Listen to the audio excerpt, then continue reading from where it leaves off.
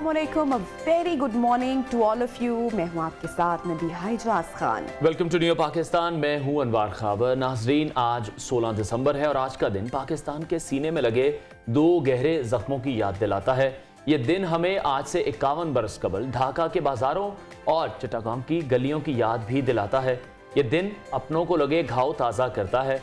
दुनिया इसे सकूते ढाका के नाम से याद करती है। 16 दिसंबर 1971 को दो भाइयों को एक दूसरे से जुदा किया गया और ये दुश्मन की साजिशें थी जिसकी वजह से इन दो भाइयों में दरार पैदा कर दी गई।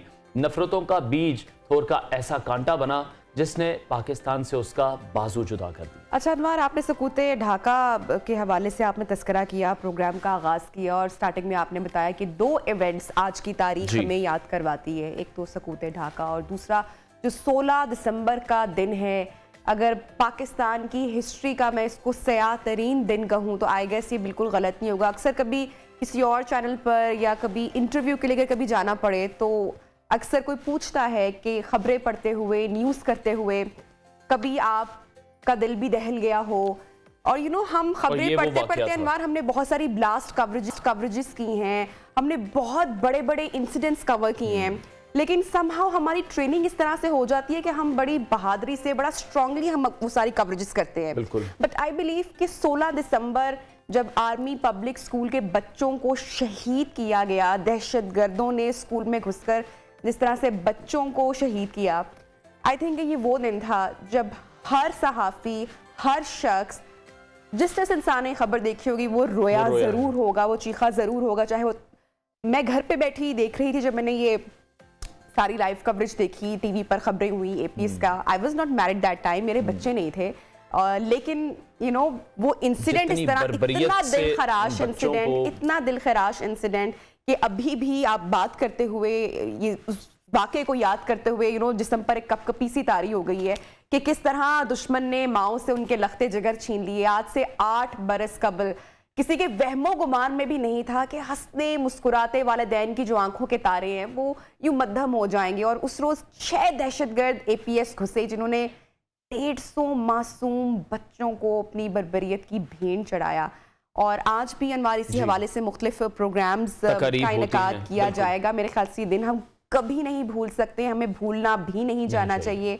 वो पेरेंट्स, उनको हम क्या कहें, आई मीन के अल्फाज अनवार कम पड़ जाते हैं, इतना अफसोसनाक इंसिडेंट। बिल्कुल, जब भी इंटरव्यूज़ भी लिए गए हैं उन वालिदैन के, तो उन इंटरव्यूज़ में हम आज भी देखते हैं कि वो एक बेबसी की तस्वीर बने नज़र आते हैं हमें। और इन बच्चों की याद में हमेशा की तरह आर्मी पब्लिक स्कूल के अंदर भी, मुल्क भर में भी हम देखते हैं कि मुख्तलिफ प्रोग्राम्स मुनक्किद किए जाते हैं।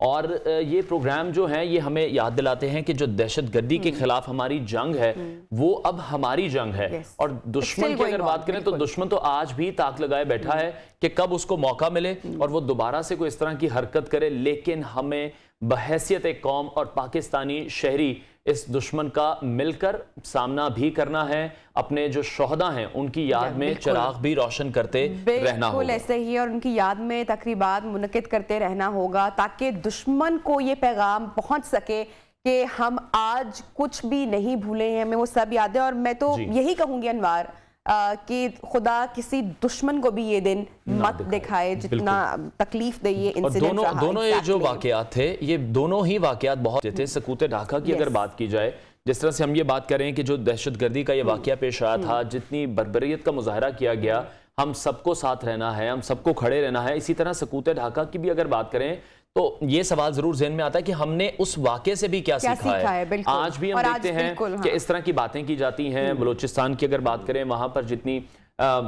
पर जितने मसाइल हैं, वहाँ पर लोग एहसास महरूमी का शिकार हैं। और जो हमारे सियासतदान हैं वो भी अपनी सियासत ही चमकाते हैं ऐसे तमाम मामलात को भी लेकर। हाथ नहीं बदली है, बिल्कुल प्रोग्राम में आगे बढ़ते हैं, टॉप स्टोरीज शामिल करते हैं और फिर इस पर डिटेल डिस्कशन भी करेंगे। मुल्की सियासत में इल्जामात की बारिश, मेरे खिलाफ की जनरल बाजवा ने साजिश, इमरान खान की फिर इदारों से चपकलिश, असेंबलियों की तहलील, पीटीआई को मौके की तलाश।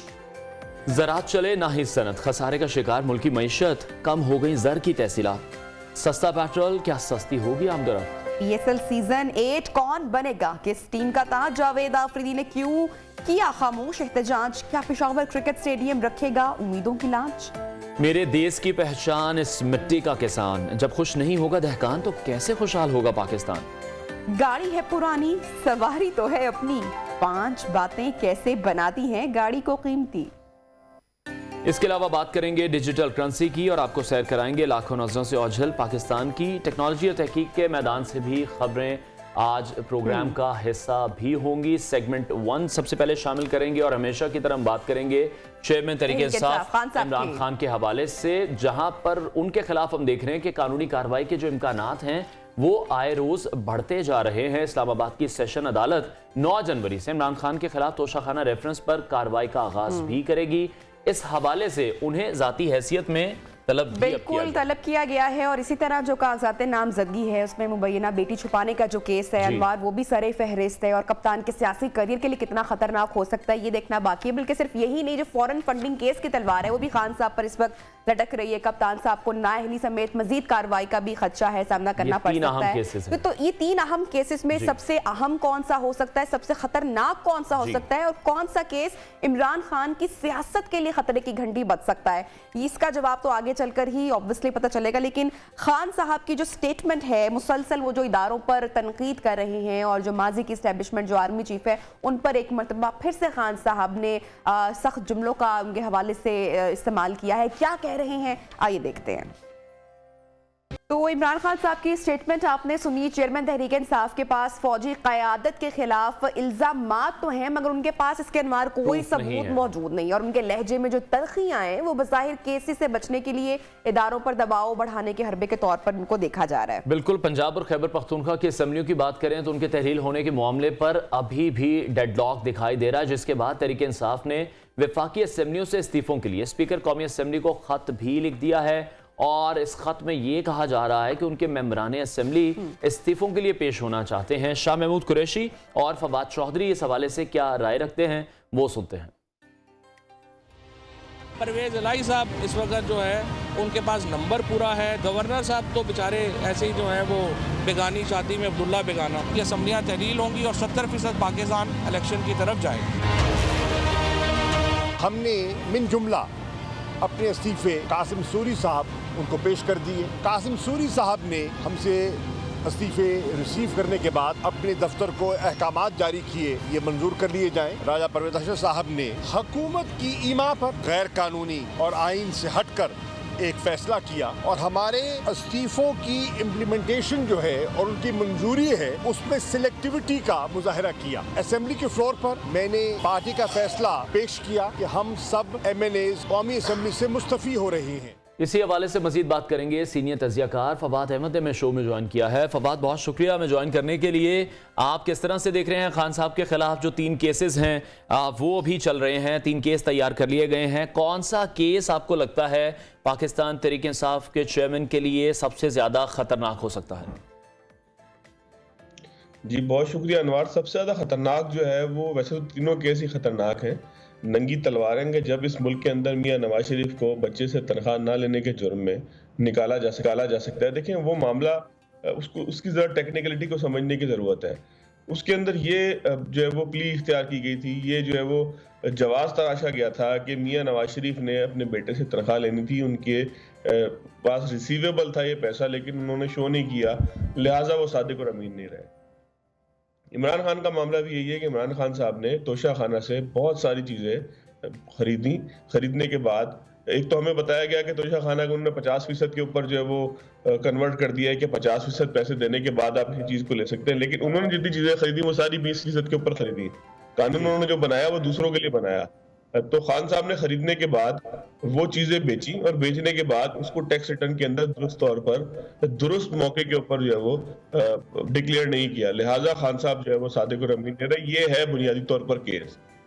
ये वही केस है कि जिस तरीके से खान साहब अपने मुखालफिन को नाहिल करार देते रहे, चोर करार देते रहे, 2 नंबर करार देते रहे और खुद उस मसनद के ऊपर चढ़ गए कि जहां पर वो कहेंगे बाकी पूरा मजमा 2 नंबर है और मैं चूंकि एक मेंबर और मेहराब के ऊपर चढ़ा हूँ, एक मेंबर के ऊपर चढ़ा हूँ, लिहाजा मैं जो है वो फवाद, ये जितने भी केसेस 3 केसेस का हमने तस्करा किया है इमरान खान साहब के हवाले से जिसका सामना करना पड़ा है, आप समझते हैं कि पाकिस्तान का पॉलिटिकल स्ट्रक्चर कुछ इस तरीके से बन चुका है कि जब किसी सियासतदान को आउट करना होता है तो उसके खिलाफ केसेस को तैयार किया जाता है, फिर दूसरे को आजमाया जाता है। अच्छी तरह से हमें याद है मुस्लिम लीग नून और जो केसेस बने मरियम नवाज शरीफ साहिबा के खिलाफ, नवाज शरीफ के खिलाफ, और पूरी फैमिली को फिर वतन से बाहर गए, जेल जाना पड़ा, और उसके बाद किस तरह से केसेस से बरी हुए। अब वो वक्त आ चुका है कि नवाज शरीफ साहब की वतन वापसी की राहें हमवार की जा रही हैं। तो अब आपको नहीं लगता कि अब वही वक्त इमरान खान साहब के हवाले से आ रहा है? एक जानिब नवाज शरीफ साहब वापस आ रहे हैं, इमरान खान के केसेस बढ़ रहे हैं, उनके गिर्द घेरा तंग किया जा रहा है। तो ये एक चेन है, एक सिलसिला है जो कि मुसलसल चलता चला जा रहा है।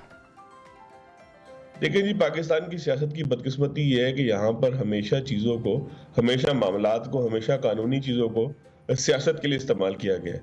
जब आप एक चीज़ को सियासत के लिए इस्तेमाल करते हैं, इस गिलास के अंदर अगर आप जो है वो एक गलाजत का एक कतरा भी डाल देंगे तो ये पूरा गिलास गलीज हो जाएगा। होता क्या है कि एनआरओ बुनियादी तौर पर होता किस तरीके से है, आप उन तमाम चीजों के ऊपर केस बनाते हैं कि जिनका हकीकत से कोई ताल्लुक नहीं होता, और वो तमाम चीजें बैकग्राउंड में रह जाती हैं कि जो वाकई करप्शन की बुनियाद होती हैं, या जिसके अंदर मुल्क को किसी सूरत जो है नुकसान पहुंचाया होता है। जिन करप्शन केसेस की बात आप मियां नवाज शरीफ की, जरदारी साहब की करते हैं, उनके दौर में करप्शन हुई है। आप इसको इनकार नहीं कर सकते कि मियां साहब के दौर में या जो है वो किसी और दौर में पाकिस्तान में करप्शन नहीं हुई, बेतहाशा करप्शन हुई है। लेकिन जानबूझ के उन केसेस को हाथ नहीं लगाया जाता कि जिसमें वाकई करप्शन हुई हो। सिर्फ सियासी बुनियाद पर टांगने के लिए, सिर्फ सियासी बुनियाद पर बंद करने के लिए। आप देखें कि इस मुल्क के अंदर अगर किसी फर्द का पाकिस्तान पर एहसान है कि आज आप जो तवानाई के साथ जी रहे हैं, आपकी फैक्ट्रियां चल रही हैं, तो वो शायद खाकान अब्बासी है, जिसने पाकिस्तान के अंदर एलएनजी टर्मिनल लगाया, जिसने पाकिस्तान के अंदर एलएनजी को मुतारिफ कराया। दुनिया मुतरफ है। आप बड़े बड़े गैर मुल्की जरीदों को देखें, वो समझते हैं, जिस वक्त वो तज्जिया करते हैं कि दुनिया के अंदर जो खपत है एलएनजी की, वो किस तरीके से बढ़ी, कब जो है वो दुनिया के अंदर एलएनजी किस तरीके से मुतारिफ हुई है, किस तरीके से उसके टर्मिनल लगे। एलएनजी जो है वो उसको ऐसे नहीं है कि आपने किसी कंटेनर में ला के रख दिया और पाकिस्तान के अंदर हमारे गैस पाइपलाइन और सप्लाई के अंदर पहुंच गई। उसका एक पूरा टर्मिनल बनाया जाता है कि जहां पे उसको रिवर्स किया जाता है। लिक्विफाइड नेचुरल गैस जब आती है तो उसको रिवर्स करने के लिए पूरा एक सिस्टम लगता है, जिसको एलएनजी टर्मिनल कहते हैं। अगर वो शायद खाकान अब्बासी के दौर में ना लगता तो पाकिस्तान आज भी तवानाई के बहरान में होता। लेकिन आपने सियासी इंतकाम के लिए उनके ऊपर उस टर्मिनल में करप्शन जाहिर करने के लिए नाम नेहाद बनाए, यानी कि आपने जानबूझ के उस फर्द को मलाइन किया पूरे सिस्टम को खराब करने के लिए। उसके नतीजे में क्या होता है कि जो असल करप्शन होती है वो दब जाती है, क्योंकि जब आप उस तरह के केसेस सामने लेकर आते हैं कि जिसके अंदर पब्लिक सेंटीमेंट को आप जो है वो जो हिलाने की बात करते हैं, पब्लिक सेंटीमेंट को आप बढ़ाने की बात करते हैं कि लोग जज्बाती हो जाए और कहेंगे देखो ये भी करप्ट है, वो भी करप्ट है, हर अमीर आदमी करप्ट है, पाकिस्तान की शुगर मिलों में करप्शन हो रही है। इस सारी चीजों का मकसद सिर्फ और सिर्फ एक ही होता है कि किसी तरीके से जो बुनियादी और हकीकी करप्शन है उसके ऊपर पर्दा डाल सके, अपनी सियासी इंतकाम को लिया जा सके। अब आज ये बाजवा साहब पे डील का इल्जाम करते हैं, आज ये कहते हैं कि मैं चाहता हूं कि एस्टेब्लिशमेंट न्यूट्रल हो जाए, किसी का साथ ना दे। कल तक आप ये कहते थे कि एस्टेब्लिशमेंट मेरा साथ दे क्योंकि मैं जो है वो ईमानदार हूं, मैं सादिक हूं, मैं अमीन हूं। सबसे पहले तो सादिक और अमीन का ये तासुर जो है ये है ही गलत। बुनियादी तौर पर सादिक और अमीन जो है वो हमारे नबी की सिफात है, वो सिफात किसी आम आदमी को मिल नहीं सकती हैं। लेकिन हम अपने सियासतदानों को सादिक और अमीन करार देना चाहते हैं। तो ये पूरा जो 61 और 62 का ज़िया-उल-हक साहब का बनाया हुआ जो 62-63 का एक आईनी मामला है, ये बुनियादी तौर पर है ही गलत। कोई इंसान सादिक और अमीन नहीं हो सकता। हम अपनी जिंदगी के अंदर जो है चीजों के ऊपर बहुत सारी देखिए, दफ्तर लेट आना भी जो है वो इमानत के अंदर खयानत है, दफ्तर से जल्दी चले जाना भी इमानत के अंदर खयानत है। दफ्तर के अलावा घर के अंदर जो है वो बहुत सारे मामलात जिसके ऊपर हम जो है वो छोटी छोटी चीजों के ऊपर झूठ बोल रहे होते हैं। इंसान सादिक और अमीन हो ही नहीं सकता, ये तो नबी की सिफात है। आप जो है वो इंसान को सादिक और अमीन करार देना चाहते हैं। तो बुनियादी तौर पर पाकिस्तान का आमिर का बनाया हुआ जो पॉलिटिकल स्ट्रक्चर है उसके अंदर सब फंसकर जो है वो एक दूसरे से इंतकाम लेते हैं, और उसका नतीजा निकलता है कि हम कभी कहते हैं कि जी मेरे हक में न्यूट्रल हो जाओ, दूसरे के लिए जो है वो आप जानिबदार हो जाओ। ठीक है फवाद, असेंबलियों की तहरील के मामले पर आप पाकिस्तान तहरीक इंसाफ की सियासत को कहां देख रहे हैं? अगर सियासी जमातों के जो लीडरान हैं उनके तजादात की बात करें तो वो नवाज शरीफ के बयानात में भी तजादात हैं, आसिफ जरदारी के भी, मौलाना फजलुर रहमान के भी, और उसी तरह से इमरान खान भी इसी तरह के बयानात दे रहे हैं। वो बयान देते हैं, उस पर यूटर्न ले लेते हैं। कल ये कहा जा रहा है कि हम ऐलान करने जा रहे हैं, तारीख देने जा रहे हैं, लेकिन अगर कल भी तारीख नहीं देते तो फिर कहां देखते हैं आप पीटीआई के सिचुएशन को? देखें, तारीख तो मुझे लगता है, हालांकि जितने भी तज्ज़िये हैं पाकिस्तान में, जितने भी लोगों से अलबत्ता मेरी बात हुई, जितने सीनियर सहाफ़ियों से मेरी बात हुई, सियासतदानों से बात हुई, हर किसी ने इसके ऊपर शक का इजहार किया कि इमरान खान असेंबलियां तोड़ेंगे या नहीं तोड़ेंगे। बहुत सारे लोगों ने कहा कि इमरान खान असेंबलियां नहीं तोड़ेंगे, लेकिन मुझे ज़ाती तौर पर लगता है कि इमरान खान जिस स्टेट ऑफ माइंड में पहुंच चुके हैं, उनके नज़दीक मुल्क की सालमियत, मुल्क का तहफ़्फ़ुज़, मुल्क की मईशत, इन तमाम चीज़ों की कोई अहमियत नहीं है। मुल्क के सियासी निज़ाम की कोई अहमियत नहीं है। उनके लिए अगर अहमियत है तो उनके अपने इक़्तिदार की है। जो फर्द इक़्तिदार से इस कदर प्यार करने लगे ना, जिसको मुल्क की ना मईशत की परवाह हो, ना मुल्क के जो है वो सर्कुलर डेब्ट की परवाह हो, ना IMF के साथ डीलिंग की परवाह हो, ना एक इंतखाब के ऊपर आने वाले बेतहाशा खर्चे की परवाह हो, वो असम्बली तोड़ सकता है। आप देखिएगा कि इमरान खान असम्बली तोड़ने की तारीख भी देंगे, कोशिश भी करेंगे। हो सकता है टेक्निकली किसी तरीके से खान साहब को रोका जाए, कोई तहरीक अदम एतमाद आए, बार-बार आए। पहले आइन के अंदर ये था कि आप तहरीक अदम एतमाद नाकाम होने के 6 माह तक तहरीक अदम एतमाद दोबारा नहीं ला सकते थे। लेकिन अब जो रूल्स हैं उसके मुताबिक आप तहरीक अदम एतमाद नाकाम होने के अगले दिन दोबारा ला सकते हैं। तो ये चक्कर मुस्तकिल घूम सकता है। परवेज इलाही के हवाले से भी शक व शुबहात का इज़हार किया जा रहा है कि वो आखिर बात मानेंगे, नहीं मानेंगे, क्या वो दूसरी साइड जाकर बैठ जाएंगे। अब ये भी एक सवाल है क्योंकि परवेज इलाही साहब की भी जिंदगी की ये आखिरी इनिंग है। इसके बाद शायद वो वज़ीर आला ना और बन ये इस सके। अहम फैसले से परवेज इलाही साहब की जो सियासत है वो उस पर कैसे असरअंदाज होगा, मैं कमेंट जरूर लूंगी। लेकिन सबसे पहले इमरान खान साहब जो एक मरतबा फिर से इदारों पर तनकीद कर रहे हैं, जनरल बाजवा कमर के हवाले से जो फिर से उनकी जो स्टेटमेंट सामने आ रही हैं, तो क्या वो इदारों के फिर से आपको लग रहा है कि मुखालिफ बयान दे रहे हैं? क्या हासिल करेंगे, क्या गेन करेंगे इस महाजराई से खान साहब? खान साहब की सिर्फ तरीक़ेकार ये है कि वो ये समझते हैं कि वो एक बहुत पॉपुलर लीडर है, और जो कि हैं भी। इमरान खान पॉपुलर लीडर जरूर है, लेकिन 2/3 के पॉपुलर लीडर नहीं है। ऐसा नहीं है कि पाकिस्तान में हर फर्द सिर्फ इमरान खान की खातिर सांस ले रहा हो, जी रहा हो, उठ रहा हो, मर रहा हो। इमरान खान उसी तरीके से पॉपुलर लीडर है जिस तरीके से इस मुल्क में पहले गुजरे हैं। और पॉपुलर लीडरों का पाकिस्तान के अंदर हशर क्या होता है कि वो आपने देखा है कि वो आमरीत की तरफ जाना शुरू हो जाते हैं। खान साहब का मसला क्या है? खान साहब कहते हैं कि न्यूट्रल हो, लेकिन मेरे हक के अंदर न्यूट्रल हो। इदारों पर तनकीद इसलिए करते हैं ताकि उसके ऊपर दबाव बढ़ाए और इदारों को अपने हक में इस्तेमाल कर सकें। तो जो फर्द हर इदारे को, हर चीज को अपने हक में इस्तेमाल करना चाहे, आपको याद होगा कि वो अरसलान बेटे वाली एक ऑडियो लीक हुई थी कि अरसलान बेटा इसको गद्दारी से मुंसलिक कर दो। इससे पहले आपको और भी बातें याद होंगी कि जिसमें बहुत सारे ऐसे मामलात हैं कि जहां खान साहब ने जो है हुक्म दिया कि इस मसले के ऊपर हमें खेलना है।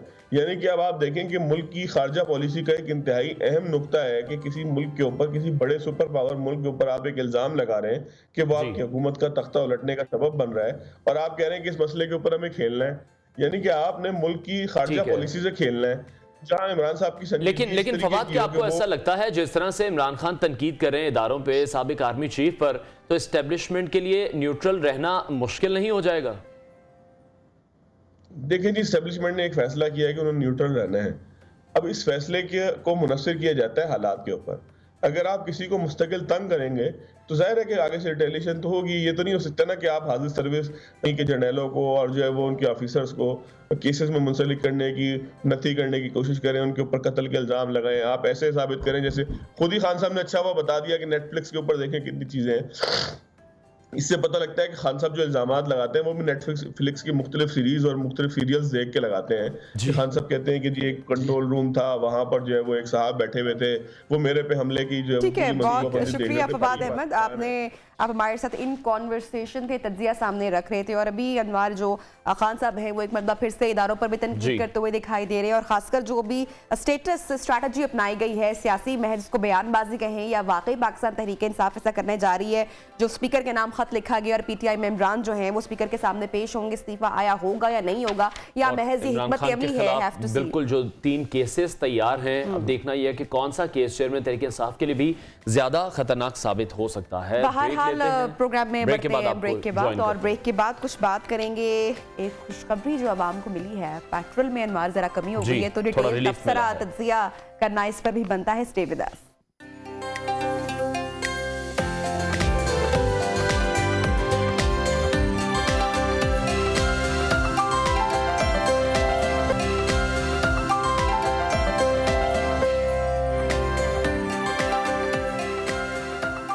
Welcome back. एक अच्छी खबर है नाजरीन के लिए, जहां वजीर खजाना ने आइंदा चंद रोज के लिए पेट्रोल की फी लीटर कीमत में 10 रुपए कमी का ऐलान कर दिया है, और तवक्कुआत यही की जा रही हैं कि शायद अब ये जो कमी आई है पेट्रोल की कीमत में, इससे आवाम को मजीद जो चीजें हैं, अशे खुर्दनोश हैं, उसमें भी शायद कोई रिलीफ मिल सकेगा। इस हवाले से इसहाक डार क्या कहते हैं, पहले वो सुन लेते हैं।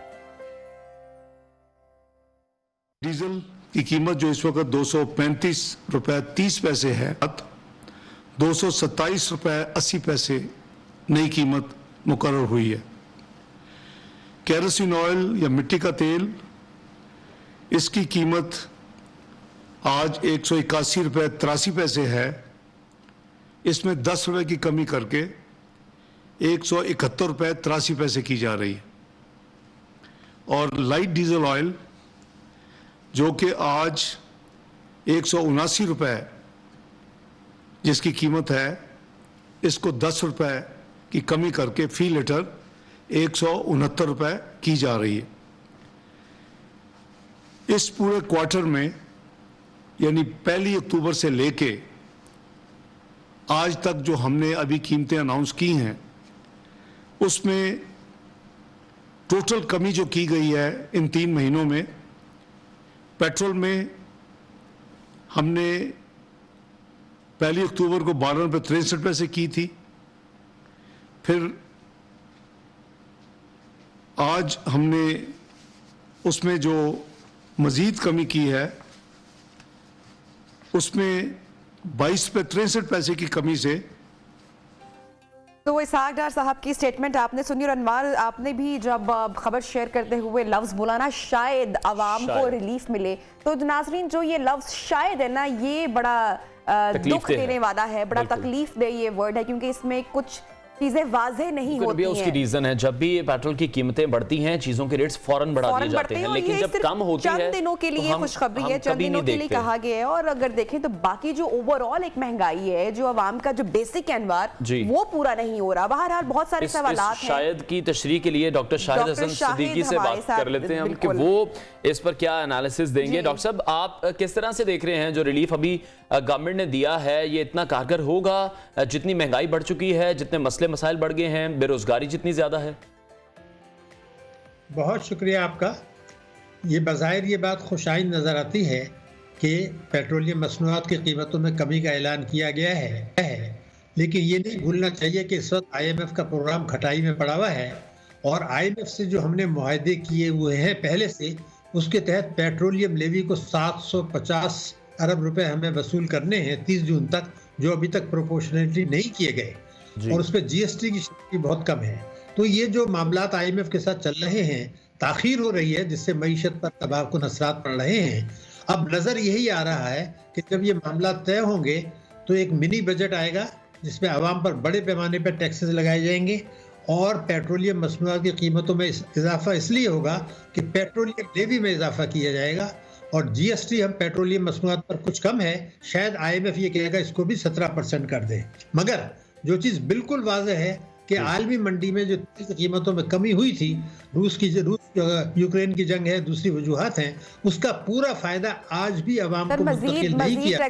टैक्सों में इजाफा होगा, ज़राअत तबाही से दो चार है, सनतों का पहिया जाम है, तरसीलाते ज़र में मुसलसल कमी है, अब लोगों की तनख्वाही नहीं बढ़ रही है, सब कुछ बंद होने के दहाने पे। वैसे ये सवाल तो ऑब्वियसली किसी सियासतदान से बनता है जो मुल्क चला रहे हैं, लेकिन फिर भी आपसे मैं बात कर रही हूँ कि फिर एक आम आदमी कहाँ पर जाएगा, टैक्स कैसे पूरे करेगा? हुकूमत इस बारे में सोच नहीं रही है। सारा मलबा जो है वो गुज़श्ता हुकूमत पर डाला जाता है। 7 माह गुजर चुके हैं, क्या ये मलबा अभी भी पाकिस्तान तहरीक इंसाफ के जो गलत किए हुए फैसले हैं उन पर डालना आप समझते हैं कि दुरुस्त होगा? देखिए, ये बात बिल्कुल सही है कि पाकिस्तान की मईशत को इस वक्त जो ज़बरदस्त ख़तरात और चैलेंजेस हैं, उससे पाकिस्तान के करोड़ों गरीब और मुतवस्सित तबके के अवाम बुरी तरह मुतासिर हुए हैं। उनकी ज़िंदगी अजीरन हो गई है, वो अपने बच्चों के मुस्तकबिल से मायूस हैं। लेकिन चूँकि आपने एक सवाल उठाया है, ये सही है कि साहब ने 28 फरवरी 2022 को जो मुआहदा तहरीरी तौर पर तोड़ा था अपने सियासी मफादात के लिए, तो स्टेट बैंक की रिपोर्ट मौजूद है जिसमें वो ये कहते हैं कि जो महंगाई बढ़ रही है और वो जून 2023 तक बढ़ेगी ऊंची, उसकी जिम्मेदारी उन्होंने तहरीक इंसाफ पर डाली है। लेकिन आपने जो बात की है वो जगह बिल्कुल सही है कि मौजूदा हुकूमत ने भी आवाम को रिलीफ देने की कोई कोशिश नहीं की, टैक्सों में इस्लाहत करने की कोशिश नहीं की, और ना उनका इरादा है। हमें इस वक्त पहले ये देखना है, हुकूमत को भी ये समझना होगा कि इस वक्त पाकिस्तान में 3.5 करोड़ लोग ऐसे हैं जिनको ग़िज़ाई किल्लत का सामना है। कोई तकरीबन 9 करोड़ से ज़्यादा लोग ऐसे हैं जो अपने बच्चों को मुनासिब तालीम नहीं दिला सकते और जो है मुनासिब ग़िज़ा नहीं दे सकते, इलाज मुआलजे की सहूलियात नहीं हैं। सैलाब से तकरीबन 91 लाख मजीद आदमी गुर्बत की लकीर से नीचे चले गए हैं, और दूसरी तरफ ताकतवर तबके जो है, मालदार तबके भी हैं, आज भी मज़े कर रहे हैं। आज भी वो जिंदगी बिल्कुल के डॉक्टर साहब, जब पिछले प्रोग्राम्स में भी आपने हमसे गुफ्तगू की और आप यही कहते थे कि पाकिस्तान डिफॉल्ट की तरफ किसी सूरत नहीं जाएगा, पाकिस्तान डिफॉल्ट नहीं करेगा। अभी हम देख रहे हैं एक सर्द जंग है मिफ्ता इस्माइल और इसहाक डार के दरमियान। मिफ्ता साहब कह रहे हैं कि पाकिस्तान डिफॉल्ट की तरफ जा रहा है, टैक्सेस बढ़ाने की जरूरत है, और इसहाक डार रिलीफ कैसे दे सकते हैं? देखिए, पहले मैं आपसे ये कर दूं कि मिफ्ता इस्माइल साहब तो अपना कह रहे हैं, मुझे क्यों निकाला, उनकी बात तो आप छोड़ दें। इसलिए कि मैं दोबारा कह रहा हूं कि पाकिस्तान डिफॉल्ट नहीं करेगा, 2022 तो क्या 2023 में भी नहीं करेगा। तो सियासतदान हो, इमरान खान साहब हो, दूसरे लोग हों, अपने सियासी मुफाद के लिए रियासत पाकिस्तान को नुकसान पहुंचाने की कोशिश करना गलत बातों से। लेकिन डॉक्टर साहब, अगर आप ये फरमा रहे हैं कि पाकिस्तान किसी भी सूरत डिफॉल्ट नहीं करेगा, लेकिन दूसरी तरफ हम देखें लोगों की तनख्वाहें नहीं बढ़ रही। अगर पाकिस्तानी सफीरों की बात करें, उन्हें 3 महीने से तनख्वाहें फिर क्यों नहीं दी गई? मुआशी हालात क्या इतने ही खराब हैं जो हम अपने सिफारती ताल्लुकात भी खराब कर लें? जो सफीर वहां पर बैठे हैं उनको सैलरीज नहीं दी जा रही, यहां पर लोगों के खर्चे बढ़ रहे हैं, उनकी सैलरीज नहीं बढ़ रही। देखिए, आप अहम नुक्ता उठा रहे हैं। देखिए, मैंने जो अर्ज किया था कि डिफॉल्ट नहीं करेगा, उसकी वजह ये थी कि हमारे कुछ दोस्त ममालिक ने तहरीरी तौर पर कमिट किया हुआ है IMF को भी कि वो पाकिस्तान की मदद करेंगे। और दूसरे ये कि अभी सऊदी अरब ने प्रेस कॉन्फ्रेंस की है, वजीर खजाना ने, उन्होंने भी कहा कि हम पाकिस्तान की मदद करेंगे। चीन के एशिया इन्वेस्टमेंट स्ट्रक्चर बैंक जो है, इन्वेस्टमेंट बैंक, उन्होंने हमें $500 मिलियन का कर्जा दिया है। तो ये तो अपनी जगह है कि डिफॉल्ट नहीं करेंगे, लेकिन हमारे जो ज़र मुबादला के ज़खायर हैं वो, अगर मैं आपको बताऊं, 28 फरवरी को 2022 को जब मुआहदा तोड़ा था, उससे अब तक $9.7 अरब गिर चुके हैं। हमारी रुपए की कदर जो थी 177 रुपए से 224 रुपए पर आ गई है। और एक और मुतवाजी मंडी वजूद में आ गई है जहां के 250 रुपए का कारोबार हो रहा है हुंडी हवाले का। ये सबको पता है, डॉलर स्टेबल हो रहे हैं। डॉक्टर शाहिद साहब, अभी आपने जिक्र किया कि दोस्त ममालिक की मदद करेंगे, लेकिन ऐसा लग रहा है कि महज स्टेटमेंट सामने आ रही हैं, ऐलानात हो रहे हैं। चीनी सदर का दौरा था, चीनी सदर नहीं आ रहे, मदद की उम्मीद थी, MBS भी नहीं आए। तो आपको लग रहा है कि महज बातें हो रही हैं, लेकिन अमली तौर पर उस तरीके से मदद नहीं हो रही, कोई पाकिस्तान भी नहीं आ रहा, तो ये मुमकिन हो पाएगा आने वाले साल में? देखिए, मैंने जो बात आपसे किया कि डिफॉल्ट नहीं करेगा, ये अपनी जगह 100% सही है। मसला ये है, हमारी हुकूमत की गलतियां हैं कि वो IMF से मुज़ाकरात को कामयाबी से, तेजी से ले जाने में नाकाम रहे हैं। पहले ये बात मैं मान लूं कि इस वक्त अमेरिका की ईमा पर IMF ने हमारे साथ बहुत ही दुश्मनी का रवैया रखा है, और दुनिया के किसी मुल्क के साथ आज तक उन्होंने इतनी सख्त शराइत नहीं रखी जो इस्लामी जमहूरिया पाकिस्तान जौहरी ताकत के साथ रख रहे हैं। ये एक आलमी चीज है, लेकिन अमेरिका भी अफोर्ड नहीं कर सकता इस वक्त। मैं आइंदा की बात नहीं कर रहा, अमेरिका भी इस वक्त अफोर्ड नहीं कर सकता कि पाकिस्तान डिफॉल्ट करे। वो खुद परेशानियों में, यूक्रेन जंग की वजह से उनकी मईशत तबाह है, तो एक और स्कैंडल वो नहीं खड़ा करेंगे। लेकिन इसका मतलब ये नहीं है कि आइंदा भी कोई खतरा नहीं होगा। मैं आज की बात कर रहा हूँ, 2023 की बात कर रहा हूँ। ये बात करना कि जो सऊदी अरब ने बात की है, चीन ने बात की है, ये खाली बातें हैं, ऐसा नहीं है। उनका तहरीरी कमिटमेंट मौजूद है IMF के पास। मसला ये है, हमारी हुकूमत की गलती है कि वो IMF के साथ मुज़ाकरात में ताखीर कर रहे हैं। उसकी वजूहत यह है कि लेकिन डॉक्टर साहब, आपको लगता है कि कब तक हम इमदाद ही मांगते रहेंगे, उसी पर रिलाय करते रहेंगे, इसी वेट में बैठे रहेंगे कि IMF पैसे दे दे या दोस्त ममालिक पैसे दे दे? अपने पैरों पर कब खड़े होंगे? क्योंकि मुल्क की सरे फहरिस्त जो इस वक्त टेक्सटाइल ग्रुप है, उन्होंने भी धागे की पैदावार बंद कर दी है, इंडस्ट्री ज़बूहाली का शिकार है। देखिए, ये बातें सब अपनी जगह सही हैं, लेकिन मसला सिर्फ ये है कि हमें अब ये सोचना होगा कि आज जो हालात हैं ये हमेशा नहीं रहेंगे। अमेरिका का रवैया बदलेगा। तो अगर आज भी हम ये फैसला नहीं करते कि हमें अपने आप को खुद निसारी की तरफ ले जाना है, IMF और रेमिटेंसेस पर और कर्जों पर मुल्क नहीं चलाया करते, खासतौर से जौहरी ताकत, ये नहीं चलेगा। तो अगर आज भी अशराफिया को जो हम नवाजते चले जा रहे हैं उससे पीछा नहीं छुटाया, और तकरीबन 7,000 अरब रुपया सालाना टैक्स की मद में कम वसूल करते रहे, इनकम टैक्स की मद में 4,000 अरब रुपया कम वसूल करते रहे, तालीम का बजट खर्च करते रहे, कम करते रहे, असासे बेचते रहे, तो इसकी कीमत अदा करनी पड़ेगी कौमी सलामती को भी, पाकिस्तान के जौहरी प्रोग्राम को भी, और पाकिस्तान के 22 करोड़ अवाम की। आज मैं आपके प्रोग्राम में रिकॉर्ड पर बता रहा हूँ कि जैसे ही इलेक्शन के बाद अगली हुकूमत आएगी पाकिस्तान फिर IMF के पास जाएगा, घुटनों के बल जाएगा, उनकी सख्त शराइत मानेगा। अगर इस सब चीज़ों से बेपरवाह होके हम यही करना चाहते हैं कि अपने इक़्तिदार को तूल दे लें और पाकिस्तान की मईशत को और पाकिस्तान के अवाम को और पाकिस्तान की सलामती को डॉक्टर साहब, करना तो हम बहुत कुछ चाह रहे हैं लेकिन हो नहीं पा रहा। अनवार वाली बात के पाकिस्तान अभी तक अपने पैरों पर खड़ा नहीं हुआ है। इमदाद के हम लोग मुंतज़िर रहते हैं। अगर ट्रेड की बात करें तो पाकिस्तान अभी इस काबिल भी नहीं हुआ कि जो हमारी नेबर कंट्रीज हैं हम उनके साथ ये ताल्लुकात उतने मजबूत इस्तेमाल कर सके अदर देन इंडिया, क्योंकि ऑब्वियसली पाकिस्तान इंडिया के ताल्लुकात उतने स्ट्रांग नहीं है, उस तरह से नहीं है। आए रोज कोई ना कोई मामला चल रहे होते हैं। लेकिन अगर अफगानिस्तान की बात की जाए, ईरान की बात की जाए, चाइना की बात की जाए, तब यहाँ पर भी हमको इतनी ज्यादा ट्रेडिंग नहीं देख रहे हैं उस तरीके से जैसी होनी चाहिए। देखिए, बात ये थी कि जब आप कमजोर होते हैं तो दुनिया का रवैया भी बदल जाता है। चीन जो हमारा सबसे बड़ा दोस्त कहलाता है, उसकी भारत के साथ तिजारत है वो पाकिस्तान की दुनिया भर की तिजारत से भी ज्यादा है, मैं आपको कई गुना ज्यादा है।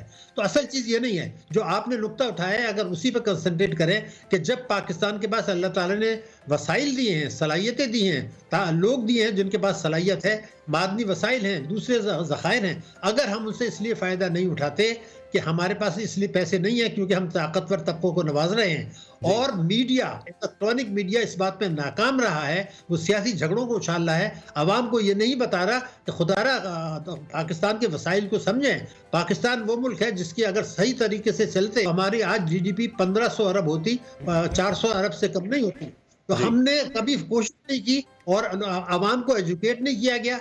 सियासतदान अपने अपने फायदे देखते हैं। तीनों पार्टियों ने और फौजी हुकूमत में जो आए थे उन्होंने पाकिस्तान को खुद नसारी की तरफ ले जाने की कोशिश नहीं की, बल्कि ताकतवर तबकों को नवाजा। अगर आवाम को एजुकेट नहीं किया, कोई भी हुकूमत ये नहीं करेगी। हम सबको जिनके पास ताकत है, मीडिया। बहुत शुक्रिया डॉक्टर शाहिद हसन सिद्दीकी हमारे साथ इन कॉन्वर्सेशन थे और उनका यही कहना था कि जो सियासतदान हैं उन्हीं की जानिब से कोई खातिर खा काम नहीं किया जा रहा, उनकी प्रायोरिटीज तब्दील नहीं हो रही। बिल्कुल, प्रोग्राम में अब लेंगे ब्रेक और ब्रेक के बाद कुछ बात करेंगे क्रिकेट के हवाले से, स्पोर्ट्स के हवाले से। स्टे विद अस।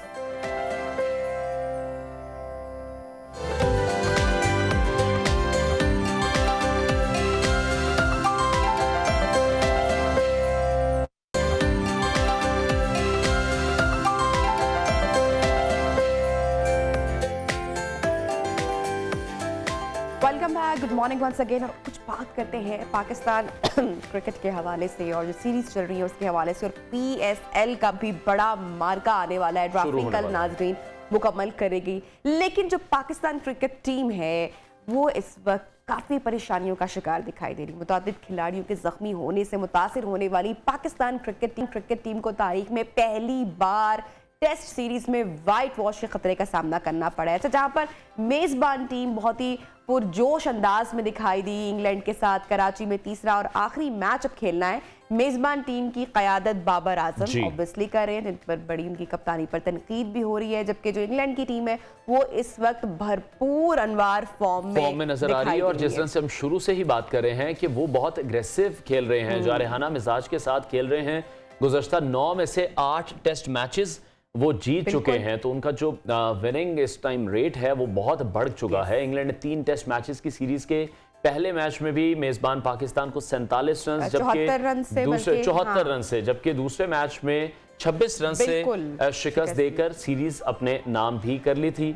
और पाकिस्तान में इंजरी के शिकार 3 अहम फास्ट बॉलर्स की वजह से जो मसाइल हमें मोस्ट फेवरेट हैं, शाहीन आफरीदी हैं, उनकी कमी को पूरी करने के लिए हमने देखा कि हारिस आए, लेकिन हारिस भी इंजर्ड हो गए। उसके बाद नसीम शाह की अगर बात करें तो नसीम भी इंजर्ड हो चुके हैं। तो पाकिस्तान का जो ये जो फास्ट पेसर अटैक है वो इस वक्त काफी मुश्किलात का शिकार दिखाई दे रहा है। अच्छा, इसके साथ साथ अनवार जो अभी अपडेट आ रही है वो ये है कि पाकिस्तान के जो साबिक कप्तान है सरफराज अहमद, उनको टीम में शामिल करने पर अब गौर किया जा रहा है ताकि जो बैटिंग लाइनअप है उसमें तजुर्बे को शामिल किया जा सके। पहले से बात हो रही थी बहुत देर से। और इसके अलावा जो तेज गेंदबाज मोहम्मद अली है उनकी जगह मोहम्मद वसीम जूनियर डेब्यू कर सकते हैं। मोहम्मद अली मुल्तान में कोई विकेट हासिल नहीं कर सके थे।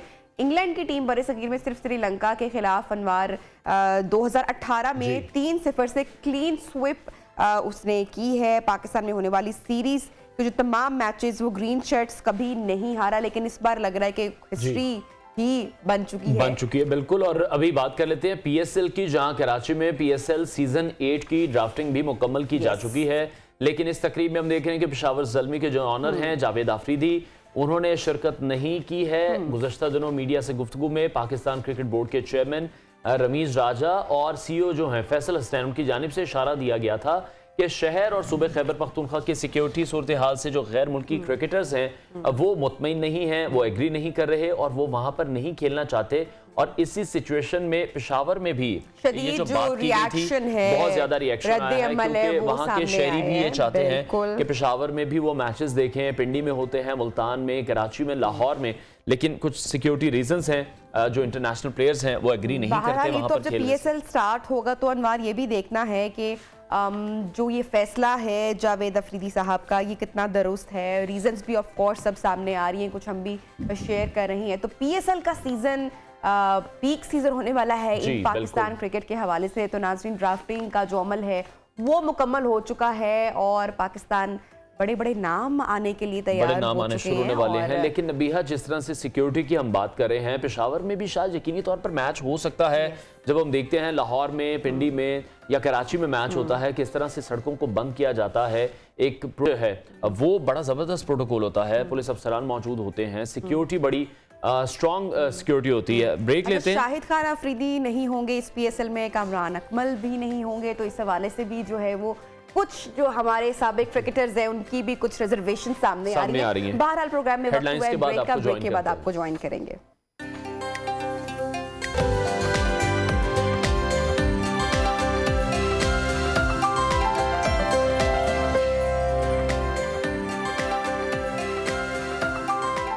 Welcome back. अब कुछ बात करेंगे ज़राअत और किसानों के हवाले से, जिनको ज़्यादातर नवी हम देखते हैं कि प्रोग्राम्स में डिस्कस नहीं किया जाता, उनको अप्रिशिएट नहीं किया जाता। तो ज़राअत जो पाकिस्तान की मईशत की बुनियाद है, जो मुल्क के GDP में 19.2% का हिस्सा डालती है, जिसमें कपास है, गंदम है, मकई है और गन्ने जैसी जो फसलें हैं ये 4%, जबकि जो छोटी फसलें हैं वो अपना 2% हिस्सा डालती है। बिल्कुल। और फातिमा फर्टिलाइजर की जानिब से 3 साल कबल 18 दिसंबर को नाजरीन किसानों के दिन से मंसूब करने का इसको फैसला किया गया था। और अपनी नौयत के इस मुनफरिद इकदाम से ना सिर्फ किसानों के अंदाज को सराहा जाता है, बल्कि जो ज़राअत की अहमियत है वो भी उजागर की जाती है। ऑब्वियसली पाकिस्तान का जो 70% है वो हम ज़राअत पर मुनहसर करते हैं और फातिमा फर्टिलाइजर ज़राअत के शोबे में जिद्दत लाने के लिए भरपूर किरदार अदा कर रही है, जो किसानों के मुआशी हालात को बेहतर बनाने के लिए दहकानों की फलाह बहबूद का बेड़ा उठा रखा है। अच्छा, इसी हवाले से बात करेंगे कि जो डे सेलिब्रेट किया जा रहा है ये किसका आइडिया है, इससे क्या कुछ गेन होगा। हमारे साथ इन कॉन्वर्सेशन है इन स्टूडियोज जुबैदा अनवर साहिबा, अस्सलाम वालेकुम एंड गुड मॉर्निंग। जुबैदा साहिबा, ये जो 18 दिसंबर को आप किसान डे सेलिब्रेट करने जा रही हैं, क्या इससे अवेयरनेस फैलेगी? ये सबसे बड़ी बात तो ये कि जैसे अभी प्रोग्राम के इंट्रो में ही कहा हमारे साथी मेज़बान ने कि इसको जगह नहीं दी जाती, जो मेन स्ट्रीम मीडिया है हमारा वहाँ पे स्पेस नहीं दी जाती। उसकी बड़ी वजह शायद ये भी है कि अभी तक हम इस इशू को बहुत लाइट ले रहे हैं, जबकि कहा यह जाता है कि ज़राअत रीढ़ की हड्डी है और हमारी सारी मईशत जो है वो इसी पे चल रही है, पहिया है हमारी मईशत का। लेकिन अभी उतनी तवज्जो इसको नहीं दी जा रही जितनी मेरे ख्याल से देनी चाहिए थी। बाकी नबी आपका सवाल है कि सेलिब्रेशन के ऊपर हम क्या करने जा रहे हैं। पहले तो मैं कल गई हुई थी पाकिस्तान के मुख्तलिफ एरियाज में जहाँ पे मैंने किसानों से बात की, और आज थोड़ा सा आपको आइडिया होगा कि मेरी वो आवाज़ भी नहीं है जो नॉर्मली होती है, क्योंकि 102 बुखार के साथ मैंने वहाँ फील्ड में काम किया जहाँ इतना पानी था, मेरे सारे जूते, मेरे सारे कपड़े। लेकिन यकीन कीजिए मैं चूंकि बहुत अरसे से कर रही हूँ, लेकिन जो असल तकलीफ और दर्द है ना उस फार्मर्स का, वो वहां जाके पता चलता है कि भाई आपने जाके उनसे मुलाकात की होगी, डिटेल कॉन्वर्सेशन भी आपकी हुई होगी, किन मसले मसाइल का शिकार है, किन मसलों से दो चार है हमारे किसान? मसले तो इतने ज्यादा थे, अब यकीन कीजिए कि वो डायरेक्टली गवर्नमेंट को बड़ा बुरा भला भी कह रहे थे कि देखें जी हमारे लिए अनाउंसमेंट की जाती है, बड़ा कुछ कहा जाता है, लेकिन एट द एंड इम्प्लीमेंट नहीं हो पाता। तो अभी भी जो आप देख रहे हैं कि जो हुकूमत की सूरत हाल है, अब एक मखलूत हुकूमत के अंदर हम रह रहे हैं इस वक्त, अभी भी उनके इशू जूं के तू हैं कहे जाते हैं। मुख्तलिफ पार्टीज ने किसान विंग बना रखे हैं, ऐलानात होते हैं, सियासत भी होती है, लेकिन सॉल्यूशंस की तरफ होती है नहीं जाते। सियासत ही होती है एग्जैक्टली। और इतना भोला है हमारा फार्मर, इतना मासूम है कि वो अभी तक मेरे ख्याल में इनको समझ नहीं पा रहा कि ये हमारे साथ कर क्या रहे हैं। लेकिन इसके बावजूद जो आपने सवाल किया, स्टेप उठाया है फातिमा ग्रुप ने, तो यकीनन इसको जब मैंने फार्मर्स को बताया जाके कि आपके लिए कुछ तहाइफ भेजे हैं और सलाम भेजा है फातिमा ग्रुप ने, तो उन्होंने अप्रिशिएट किया इस चीज़ को, बहुत खुश हुए कि चलो कोई तो है जिसने हमारे नाम का भी दिन मंसूब किया और किसान डे सेलिब्रेशन की तरफ वो लोग गए हैं। ये 2019 में कोविड से कुछ अरसा पहले ये इनिशिएटिव लिया था फातिमा ग्रुप ने। उनकी जो खातून है राबेल सदोजई, डायरेक्टर मार्केटिंग है, और खुशी की बात यह है कि पहली आई थिंक प्राइवेट सेक्टर में की पोस्ट के ऊपर एक खातून है। ये बड़ी एक हौसला अफजाई वाली बात है हम खवातीन के लिए। तो उन्होंने ये इनिशिएटिव लिया अपनी टीम के साथ, जिसमें हारिस अहमद खान हैं जो सीनियर ब्रांड मैनेजर हैं, उनके साथ मिलकर जनाब उन्होंने 2019 18 दिसंबर को ये चीज़ें गवर्नमेंट के आगे रखी कि देखें जी आप फार्मर्स जहां हम दीगर डेज मनाते हैं, मदर डे, फादर डे, बहुत सारे डेज, वाटर डे, तो उसमें किसान का भी ही उतना ही शेयर है, इनके नाम से भी एक दिन मंसूब किया जाना चाहिए।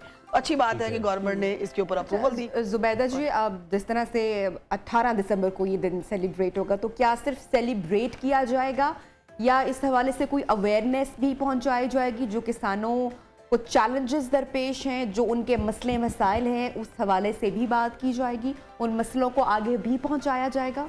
अच्छा, बड़ी अच्छी बात कर दी आपने। मुझे अभी थोड़ी देर पहले मैं अपना व्हाट्सएप चेक कर रही थी तो मुझे इमरान खान साहब के किसान विंग से एक मैसेज और कॉल आई हुई थी कि हम इसको 18 दिसंबर को इसके ऊपर बात करने जा रहे हैं। तो आप चूँकि 12-13 साल से काम कर रही हैं एग्रीकल्चर के हवाले से, तो आप उसमें लाजमी आइएगा। मेरा कुछ डाटा भी उनको रिक्वायर्ड था। तो मैं आपको बताऊं, वही जो मैंने पहले भी बात की है कि हम बहुत कुछ करते हैं गवर्नमेंट लेवल पे, बड़ी बातें होती हैं, बड़ा इकट्ठ भी किया जाता है, बड़े नारे भी लगवाए जाते हैं, लेकिन अब देखना ये है कि उन वादों पे कितना अमल दरामद होता है। और अब दूसरी तरफ अगर हम देखें तो प्राइवेट सेक्टर है जिनके साथ मैं भी काम कर रही हूँ इस वक्त ना, और वो कर रहे हैं, वो काफ़ी बड़े लेवल के ऊपर। इवन फातिमा ग्रुप ने आई थिंक ऑलमोस्ट 1 ईयर हो गया है, अवेयरनेस सेमिनार भी कर रहे हैं पाकिस्तान के तमाम जितने भी एग्रीकल्चर एरियाज हैं, और उसके अलावा उन्होंने स्पेशल सेलिब्रेशन का भी एहतमाम किया है। वो भी हम अपने चैनल पे ऑन एयर करेंगे, दिखाएंगे लोगों को किस तरह काम हो। ठीक है, तो किसान की मुआशरे में जो अहमियत है यकीनी तौर पर वो तो बहुत ज़्यादा है, जिस तरह से आप भी कह रही हैं और हम सबको पता है कि मईशत की अगर बात की जाए तो रीढ़ की हड्डी है ज़रात, और जितना हमारा किसान मेहनत करता है उसको उस तरह से उसका रिटर्न बैक या रिवॉर्ड नहीं मिलता। तो क्यों इतनी नेग्लिजेंस है इस मामले में? किसान अपना मैसेज कन्वे नहीं कर पा रहे या उनकी बात नहीं सुनी जा रही? इसमें ना 3 फैक्टर हैं। जब हम बात करते हैं ना किसान के, देखें उनको पैदावारी हदफ नहीं दिए जाते जी, उनको ज़राई अजनास की मार्केटिंग नहीं बताई जाती किस तरह से करनी है। देखें अभी हम इस वक्त जहाँ बैठे हैं, हमें पता है कि हमारा जो शो है ये 2 आवर्स का है, ठीक है, हमारा हर सेगमेंट अरेंज किया हुआ है, एक के बाद दूसरा, एक के बाद दूसरा। वहाँ क्या होता है, यही सवाल मैंने वहाँ पे, आपने बहुत अच्छा सवाल कर दिया, यही मैंने वहाँ फार्मर से किया। हमारे लाहौर रंग से ऑन एयर होगा शो, उसमें देखेंगे ये सब लोग जो मैंने बातें उनसे की हैं। उसमें मैंने जब ये सवाल किया, एक बड़े मौमर किसान थे, मैंने कहा बाबा जी मुझे बताएं कि आप कौन कौन सी फसलें उगाते हैं। वो मेजर क्रॉप 4 उन्होंने मुझे बताएं कि कपास, गंदम और मकई और चावल जी। अच्छा, मैंने कहा ये तो हो गई, सबसे ज्यादा आपकी पैदावार किस चीज की आ रही है? उन्होंने कहा जी गंदम की आ रही है। अच्छा, मैंने कहा मुझे बताएं, आप हर साल गंदम उगाते हैं तो क्या बनता है आपकी गंदम के लिए? कोई आपको सरकारी इदारे जो गवर्नमेंट ने बना रखे हैं वो आपको अप्रोच करके बताते हैं कि आपके पास 80 एकड़ है, 50 एकड़ है, 12 एकड़ है, इतनी आपने कितनी गंदम पैदा करनी है? ठीक है, वो कहता है जी नहीं। तो मैंने कहा फिर क्या होता है? कहता होता ये है कि जो गंदम पैदा हम कर लेते हैं उसको कुछ तो हम अपने तौर पे उसको बेच लेते हैं, जो बच जाती है उसके लिए आड़ती हमें आके ढेर कर देता है। वो इतना वेट करवाया जाता है उसको कि वो उसके पास स्टोरेज की कैपेसिटी नहीं होती, हो भी तो वहां गंदम महफूज नहीं होती, तो वो उनके कट के मरने का इंतजार किया जाता है। किसान थक हार के हमें जो उसकी पैदावारी कॉस्ट, अगर देखे मैं फर्जन बात करती हूँ कि 1200 रुपया है कॉस्ट है उसकी, अभी प्रॉफिट नहीं लगा इसमें, उसको 1000 में वो देनी पड़ जाती है। क्यों? क्योंकि वो नहीं देगा तो कहाँ रखेगा। अच्छा, अभी जुबैदा जी, जैसा कि वी ऑल नो कि पाकिस्तान सैलाब से एक तबाही हुई और सैलाब ने कितना नुकसान पहुंचाया, आप किन किन एरियाज में गई, कहाँ कहाँ आपने कवर किया और इस सैलाब के बाद कितना नुकसान हुआ है? नुकसान तो नबीहा बहुत बड़े लेवल पे हुआ है, और ये आई थिंक पहला मौका था जब मीडिया ने भी इस चीज़ को दिखाया है, हाईलाइट किया है। उसमें कई तो ऐसे लम्हात भी आए कि हम अपने घरों में बैठ के देख के उनको रो रहे थे कि इनके साथ उनके पूरे पूरे घर बह गए, उनके जो जानवर हैं वो बह गए। और जानवर, आपको पता है कि किसान के लिए ब्लैंक चेक होता है। गवर्नमेंट उस तरह से रिहैब कर रही है?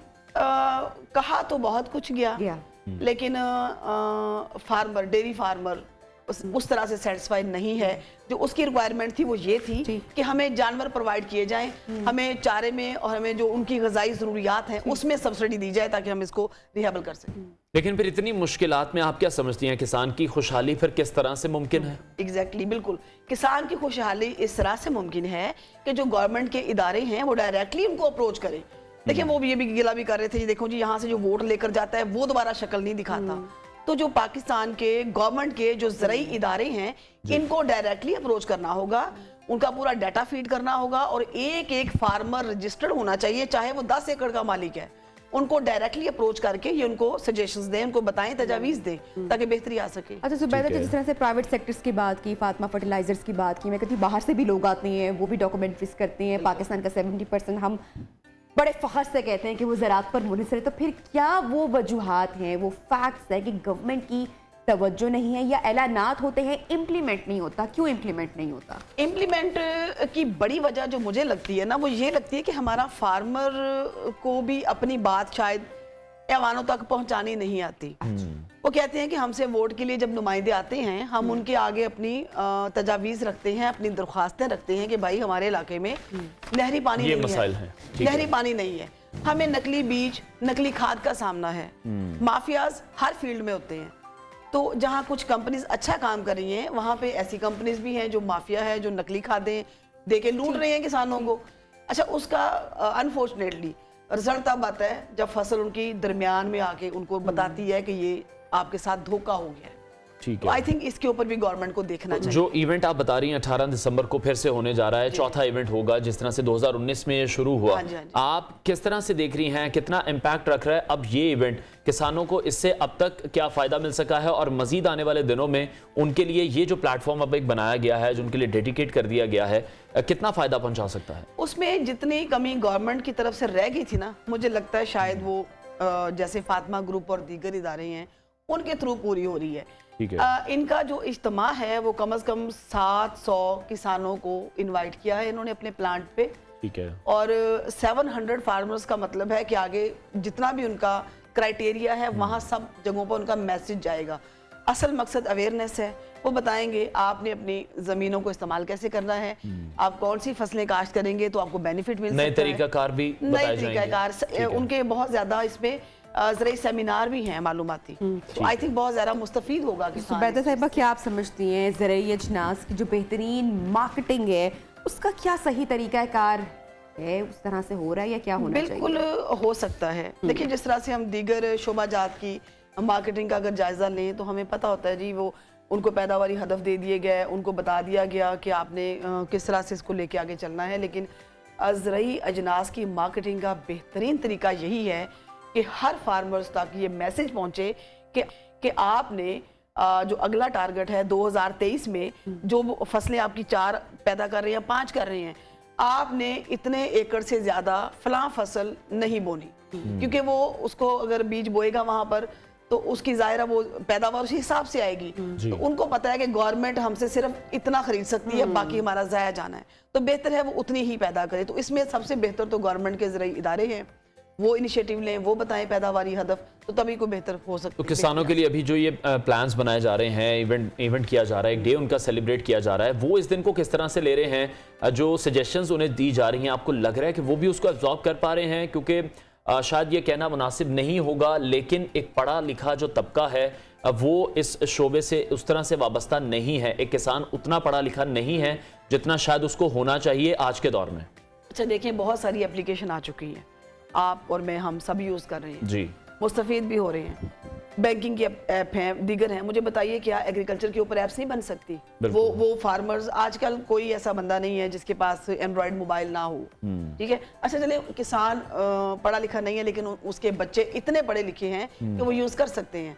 ठीक है। इनको ये चाहिए कि ये ऐप लॉन्च करें, उसके ज़रिए किसानों तक डायरेक्ट अप्रोच करें और उनको वो तमाम मालूमात उनके घरों पर उनकी दहलीज पे दी जाएं।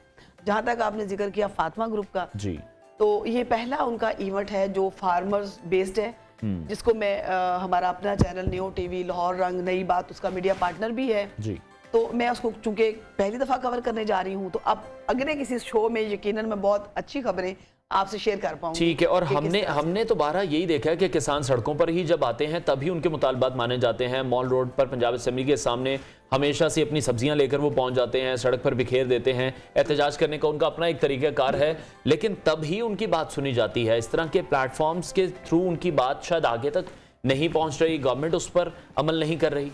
अच्छा, बड़ा ही अच्छा सवाल आपने कर दिया, मैं शायद आज के शो में भूल जाती इस चीज़ को। बिल्कुल, वो जो ठोकर पे एहतजाज हुआ था, मैं खुद वहाँ पे गई थी। बहुत सारे पाकिस्तान के फार्मर जो देख रही हैं मुझे बाय फेस बाय नेम जानते हैं, लेकिन वहाँ पे हुआ क्या था, वहाँ पे ये हुआ था कि किसान खुद अपने मसले के लिए तो आज तक चलकर नहीं आया। पहले मैं आपको ये बता दूं, उन्हें जब भी लाती हैं सियासी पार्टियां लाती हैं, यूज किया जाता है उनको टारगेट दिए जाते हैं। अच्छा, पहली दफा तो बेचारे चलो ठोकर से ये इन्होंने मार के भगा दिए वापस जी, उनका एहतजाज दरमियान में ही रह गया, ठीक है, उन्हें यूज किया गया। उनके मसाइल के हल के लिए उन्हें कभी भी नहीं लाया जाता। जिस दिन किसी ऐसे हुक्मरान मिल गए हमें, अल्लाह करे कि मिल जाएं, कि जो उनके लिए काम करें, उनको आकर लेकर आए, उस दिन किसान की तकदीर बदल जाएगी। दूसरा एहतजाज आपने जिक्र किया माल रोड पे हुआ था, वो भी सेम इसी तरह से एक सियासी पार्टी का एजेंडा था। ठीक है। और कुछ ऐसे लोग भी इस वक्त काम कर रहे हैं जो हुकूमत और किसानों के दरमियान में गलत फहमियां पैदा कर रहे हैं। ठीक है। अपना नाम बनाने के लिए, अपना पैसा बनाने के लिए वो आगे किसानों को क्रिटिसाइज किया जा रहा है, चीजों को ले आते हैं। इसमें किसान, देखिए मेरे पास प्रूफ है, मुझसे बात की है किसानों ने, इवन उन्होंने नाम भी लिए हैं जो हम अब अगले किसी प्रोजेक्ट में उनको डिस्क्लोज भी करेंगे। ठीक है। उनको सिर्फ यूज किया जाता है। ठीक हो गया, बहुत शुक्रिया जुबैदा जी, आप हमारे साथ अपना टाइम निकाला, बिल्कुल। और एक मैं नबीहा आपके शो के रेफरेंस से एक गिला भी करना चाहूँगी। मुझे सीएम पंजाब से गिला है, परवेज लाई साहब ने, जब मैंने अप्रोच किया कि मुझे किसान डे के हवाले से आपका मैसेज रिकॉर्ड करना है, तो मुझे उनकी तरफ से कोई रिस्पांस अभी तक नहीं मिल रहा। ठीक है। फिर इमरान खान के किसान विंग से कॉल आई है, वो भी शायद मेरा मैसेज किसी तरीके से आपका मैसेज आपका चला गया, और लेकिन बहुत सारी जिम्मेदारियां होती हैं, आई एम श्योर, लेकिन पैगाम पहुंचना चाहिए और उस पर काम होना चाहिए, सबसे जरूरी यही है। आपका बहुत शुक्रिया, आपने वक्त दिया, प्रोग्राम में वक्त हुआ। इसके साथ ब्रेक के बाद ज्वाइन करते हैं, स्टे विद अस।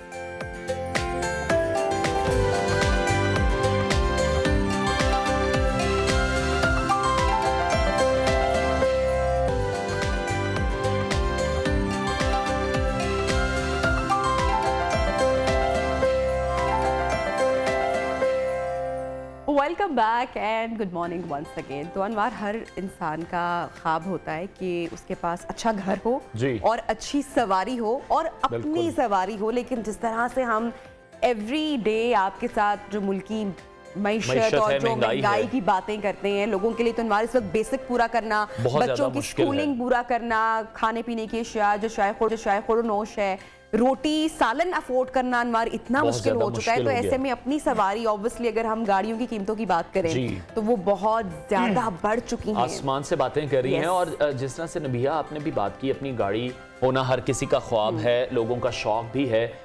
छोटी गाड़ियों का भी अगर हम जिक्र कर लें, अब उनको भी इस प्राइस टैग में ले जाया गया कि वो भी ऐसा लग रहा है आपको लग्जरी कार खरीद रहे हैं, नामुमकिन हो गया है। जो प्राइसेस हैं वो डबल से ट्रिपल हो चुकी हैं, और लोगों की जो कुव्वत खरीद है वो तो हम डेली डिस्कस करते हैं कि वो बहुत ज्यादा कम है। इसी तमाम सूरत हाल पर हम बात करेंगे, क्योंकि नई गाड़ियां तो अफोर्डेबल अब उस तरह से नहीं रही। लोग ऐसे लगता है कि सेकंड हैंड अगर कोई अच्छी कंडीशन में जाए, लेकिन उसमें भी देखा है कि बाद में बाहर से तो गाड़ी बड़ी चमकती दमकती दिखाई देती है, लेकिन जब एक बार घर आती है तो उसके बाद उसमें कितने तरह के मसले मसाइल हो जाते हैं, तो बहुत सारी बातों का ख्याल अनवार रखना पड़ता है। इसीलिए हमने स्टूडियो में आज दावत दी है। मूसा मलिक हमारे साथ मौजूद हैं, कार एक्सपर्ट हैं और उनके अपने भी शोरूम है जाती। तो उनसे हम ये राय लेंगे कि पहले तो बात करेंगे गाड़ियों की प्राइसेस को लेकर के, क्या ऐसी वजूहात हैं कि गाड़ियों की प्राइसेस यहाँ पर इतनी ज्यादा हो गई है कि गाड़ी खरीदना पहले तो बहुत ही आसान था।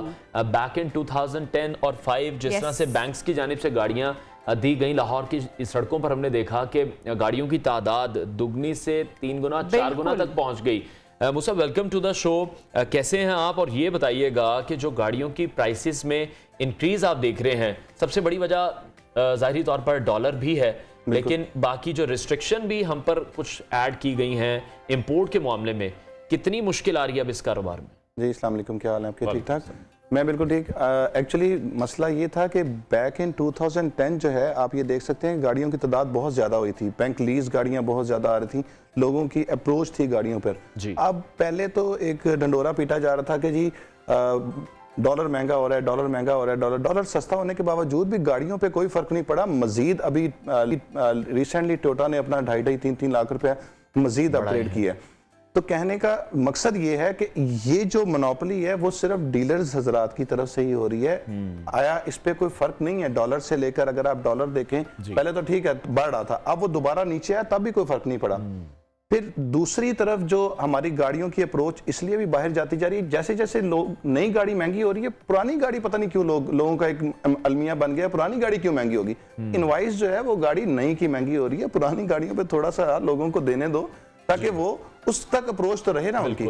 लेकिन वो भी मुश्किल हो रहा है। और जो स्पेसिफिकली आज हम जिस टॉपिक पे बात करना चाह रहे हैं वो तो ये है कि जो लोग नई गाड़ी नहीं खरीद पा रहे, जो लोग पुरानी गाड़ी की तरफ जा रहे हैं, उनके लिए क्या ऐसे की पॉइंट्स हैं? जब भी आपको गाड़ी चेक करने जाते हैं, हर बंदा एक्सपर्ट नहीं है, हर बंदे को नहीं पता कि किस तरह से गाड़ी को चेक करना है। 5 की पॉइंट्स या जो भी की पॉइंट्स आप शेयर करना चाहें कि किस तरह से हम एक गाड़ी को एग्जामिन कर सकते हैं। एग्जैक्टली हर बंदे को नहीं पता कि वो गाड़ी किस तरह से चेक कर सकता है, उसकी डॉक्यूमेंटेशन कैसे चेक कर सकता है। ज़्यादातर लोगों को हमारे पास यहाँ पर ये है कि जी गाड़ी पेंटेड नहीं होनी चाहिए, पेंट होगी तो उसकी प्राइस जो है वो डिक्रीज हो जाएगी, और अगर पेंट टोटल जेन्युइन है तो उसकी प्राइस जो है वो इंक्रीज हो जाएगी।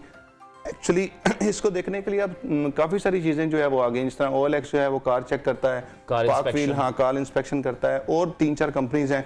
फिर आपको सबसे ज्यादा जो उस पर गौर करना चाहिए वो ये कि गाड़ी एक्सीडेंट हो या ना हो, उसके लिए आप एक्सपर्ट को साथ ले जा सकते हैं, लेकिन उसके अंदर जो डॉक्यूमेंटेशन है वो आपको लाजमी चेक करवानी है, क्योंकि हमारे यहाँ पर काफी सारी चीजें जो है वो डॉक्यूमेंटेशन में हेर फेर हो जाती हैं। फिर आप उसको पहले किसी से चेक करवा लें, उसका इंजन चेक करवा लें, उसकी चेसिस नंबर लाजमी चेक करवाएं, क्योंकि वो चेसिस पूरा का पूरा चेंज हो जाता है। उसके अलावा जो डॉक्यूमेंटेशन है उसकी फोर्जरी हो जाती है। जो इम्पोर्ट की गाड़ियां उस पर तो खास तौर पर आप उसका जो कार्ड है उसको नहीं जाना, आपने एक एक्सपोर्ट सर्टिफिकेट होता है उसके ऊपर जो उसका चेसिस नंबर है ना वो लाजमी पूरी की पूरी फाइल से मैच करना है। ये वो जो चेसिस नंबर और इंजन नंबर है ना वो हर जगह सेम होना चाहिए। ठीक है। मैं आपको बताता हूं कि वो मैंने एक गाड़ी बाय करने गया, उसकी डील तकरीबन हो गई, तो जब मैंने फाइल उसकी चेक की तो कार्ड पे और उसके जो एक्सपोर्ट सर्टिफिकेट था उसके ऊपर तो चेसिस नंबर लगा था, उसकी हर पेपर पे चेसिस नंबर लगा था। ठीक है। तो वो वहां से आप बड़ा उसको और लोगों को हाईलाइट करें। मैं तो कहता हूँ उनको एक्साइज में पकड़वा भी सकती हैं। बिल्कुल आपकी बात जो है वो पैगाम बिल्कुल हमारे प्रोग्राम के थ्रू गया। अच्छा अनवर, जब महंगाई की बात कर रहे हैं, लोगों की कुव्वत खरीद की बात कर रही है, वहां पर सिर्फ एक बार चले इंसान जमा पूंजी अपनी करके चले अपना ख्वाब पूरा कर ही लेता है, लेकिन उसके बाद जो महंगाई है, कौन सी गाड़ियां हैं, ऑब्वियसली जब हम बात करते हैं कि फ्यूल कंजप्शन के हवाले से तो हम जापानीज कार्स देखते हैं, फिर हाइब्रिड ऑप्शंस हमारे पास आ जाती हैं, क्योंकि उसके बाद कार मेंटेनेंस भी एक बड़ा इशू, एक बड़ा मामला है। तो कुछ इस हवाले से भी बताएगा कि उस तरह से अब जो हाइब्रिड कार्स हैं हम देख रहे हैं कि अनवार वो अब कम आ रही है, जैसे आपने इंपोर्ट एक्सपोर्ट अभी आपने शुरू में बात की ना कि इंपोर्ट जो है वो ऑलरेडी इतनी अब चली गई हुई है कि वो अब हाइब्रिड गाड़ियां आम बंदे के उसमें तो है नहीं। ठीक है, सेविंग के लिए आपको ड्यूटी ट्रिपल देनी पड़ रही है, उसका फायदा नहीं है। लोग कहते हैं यार जब हमने इतनी महंगी लेनी है तो फिर अच्छा है यार कोई छोटी मोटी गाड़ी ले लो, कोई बात नहीं, फिर वो फ्यूल का खर्चा अफोर्ड हो सकता है। हाँ, अगर आप हमारी लोकल गाड़ी में जाएं तो आल्टो की जो फ्यूल एवरेज है वो बहुत अच्छी है, जो अब ये पाकिस्तानी आई है उसकी एवरेज बहुत अच्छी है, लेकिन वो भी देखें ना किस ब्रैकेट में जा चुकी है, उसको भी हाथ डालना नामुमकिन सी बात होगी। 2.5 मिलियन में जो ऑटो है उसकी वो 2.5 है, जो मैनुअल है वो 2 मिलियन के दरमियान है, 2.2 है, फिर 2.3 है, मतलब डिफरेंट वेरिएंट्स हैं। बिल्कुल। लेकिन जो आप हाइब्रिड की तरफ अगर बात करते हैं तो हाइब्रिड तो अब लोगों की पहुंच से वैसे ही बाहर निकल गई है, वो एक खास तबके के पास चली गई हुई है, क्योंकि आपका जो वीजल आ रहा है वो तकरीबन 1.2 करोड़ 1.2 में बिल्कुल जो न्यू मॉडल, हाँ जी 12 मिलियन तक वो चला गया हुआ है, और जो पाकिस्तानी निकाला है उसमें वो हाइब्रिड है ही नहीं, लेकिन वो भी 6 मिलियन की ब्रैकेट में है। ठीक है। और जो अभी इलेक्ट्रिक कार्स हम देख रहे हैं, एक नई टेक्नोलॉजी हम लोगों के लिए, क्योंकि वो नई टेक्नोलॉजी है, बाहर तो इस पर बहुत देर से काम हो रहा था, उन गाड़ियों को आप किस तरह से देख रहे हैं? एक ऐसे मुल्क में जहां पर पहले लोड शेडिंग के मसाइल हैं, वहां पर इलेक्ट्रिक गाड़ियां इंट्रोड्यूस कराई जा रही हैं कि अब गाड़ियों को भी चार्ज करें। नहीं, वो उसके लिए ये है ना कि अभी तो हमारे पास हाइब्रिड जो है वो अच्छी तरह कंज्यूम नहीं हो रही, इलेक्ट्रिक कार तो बहुत दूर की बात है। और दूसरा आप प्रियस PHV ले लें तो उसको चार्ज करने के लिए पहले आप सॉकेट ढूंढते रहने कि मैंने इसको चार्ज कहाँ करना है, तो ऑटोमेटिकली वो अभी बहुत दूर है। हाँ, बहुत दूर है, वो 2030-32 में जाकर देखेंगे कि इसके ऊपर क्या बनेगा। ठीक हो गया। और अगर नई गाड़ियों की कीमत के हवाले से बात करें, जो नई गाड़ियों की कीमतें हैं वो डे बाय डे बढ़ती जा रही हैं। SUV का एक जो तूफान आया कोविड में, हमने देखा कि हमें लगा शायद हमारी मुल्क की मईशत खराब है, लेकिन जिस तरह से SUVs बिकी हैं ऐसा लग रहा था कि पाकिस्तान से तरक्की याफ्ता मुल्क इससे ज्यादा है ही कोई नहीं। बिल्कुल, आप बिल्कुल सही कह रहे हैं, लेकिन वो आप ये देख लें कि वो एक शॉर्ट है, मतलब वो इतना जो पहले आप जिस तरह मेहरान को ले लें, मेहरान ने एक धूम मचा दी थी, हमारी कौमी कार कह सकते हैं आप, बिल्कुल हमारी कौमी कार है। लेकिन जो SUVs थी, नो डाउट MG इस तरह से बिकी कि जिसकी कोई हाथ नहीं, लेकिन अब जब वो बिक गई है तो उसकी रीसेल वैल्यू ये है कि लोग अगर बेचने जाते हैं तो वो कहते हैं कि यार ऐसा करो कि इन्होंने बोरी छुपा के कंधे पे रख लो, तो वो इस तरह से उसकी जो रीसेल है ना उस पर बहुत ज्यादा इफेक्ट आ रहा है। थैंक यू सो मच मूसा, आपने टाइम निकाला हमारे प्रोग्राम के लिए। और ऑब्वियसली गुफ्तगू हम कर रहे थे गाड़ियों की जो खरीद है, जो मुश्किल लोगों के लिए इस वक्त दिखाई दे रही है, क्योंकि महंगाई इतनी ज्यादा बढ़ प्लेटफॉर्म चुकी भी है। हमें मूसा ने जो बताए हैं, डिफरेंट प्लेटफॉर्म्स इस वक्त बन चुके हैं जो कि कार इंस्पेक्शन में आपकी मदद कर सकते हैं, डॉक्यूमेंटेशन इंस्पेक्शन में उसको वेरीफाई करने में आपकी मदद कर सकते हैं। जरा थोड़ा सा चाइना से इंस्पिरेशन हासिल करें, जरा साइकिलिंग करें, साइकिल चलाएं, पेट्रोल के पैसे भी बचाएं और जो है सेहत भी अपनी बनाएं, तो बहुत सारे आपके जो बड़े खर्चे हैं ना आप उनसे वो बच सकेंगे। सो बहरहाल प्रोग्राम में वक्त हुआ है एक ब्रेक का, ब्रेक के बाद ज्वाइन करते हैं। स्टे विद अस।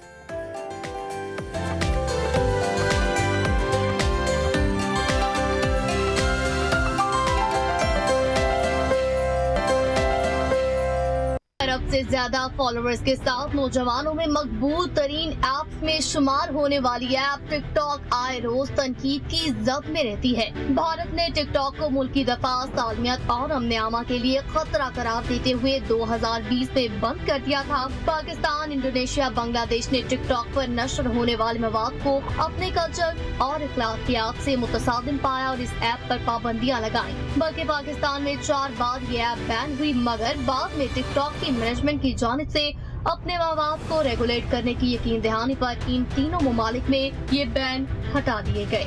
मगरबी ममालिक से बार बार टिकटॉक के प्राइवेसी पॉलिसी और सार्फिन के डाटा तक रसाई के हवाले से बयानात सामने आते रहते हैं। हाल ही में सिक्योरिटी से मुतालिक अमरीकी इदारे FBI के डायरेक्टर ने मुख्तलिफ बयानात में टिकटॉक को अमरीका की कौमी सलामती के लिए खतरा करार दिया है। इससे पहले साबिक सदर ट्रंप ने 2020 में कौमी सलामती से मुतल्लिका तहफ़्फ़ुज़ात पर एक इंतजामी हुक्मनामे के जरिए अमरीका में अमलन टिकटॉक पर पाबंदी लगाई थी। अब सवाल ये है कि चीनी ऐप मगरिब के लिए वाकई खतरा है या मगरबी ममालिक चीनी कंपनी की बढ़ती मकबूलियत से खाइफ हैं। सवाल तो ये भी है कि टिकटॉक पर पाबंदी के लिए फेसबुक, यूट्यूब और इंस्टाग्राम अमेरिका और यूरोपीय ममालिक पर दबाव बढ़ा रहे हैं। ऐसे ही दर्जनों सवालात इस ऐप के क़याम से अब तक हैं, मगर जवाब कहीं से आते हुए दिखाई नहीं दे रहे।